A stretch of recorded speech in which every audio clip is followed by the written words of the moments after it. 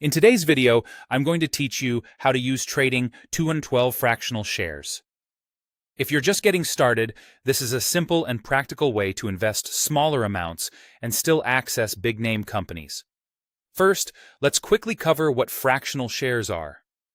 Instead of buying a whole share, you can buy just a portion of one. Imagine a stock priced at $200 per share. With fractional shares, you could buy 0.1 of a share for $20.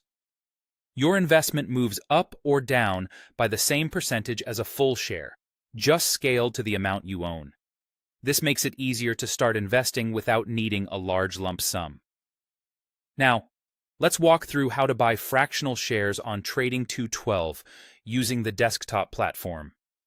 The easiest method is buying by money. Start by searching for the stock you want, like a popular tech company. Click Buy. Change the input from shares to value, sometimes labeled as money. Enter the amount you want to invest, such as $10, $50, or $100. Click Review, then Confirm. Trading 212 will automatically calculate the fraction for you behind the scenes, so you don't need to do any math. If you prefer more control, you can buy by fraction manually. Click Buy and enter the decimal amount of shares you want. For example, 0.5 gives you half a share and 0.25 gives you a quarter share. Review your order details and confirm when you're ready. Selling fractional shares is just as straightforward. Go to your portfolio, select the stock you hold, and click Sell. You can choose to sell by entering a specific dollar amount or by entering the fraction of shares, such as 0.3. Confirm the order, and you're done. You can sell partial shares anytime. You don't need to round up to a whole share. Fractional shares open up a lot of flexibility.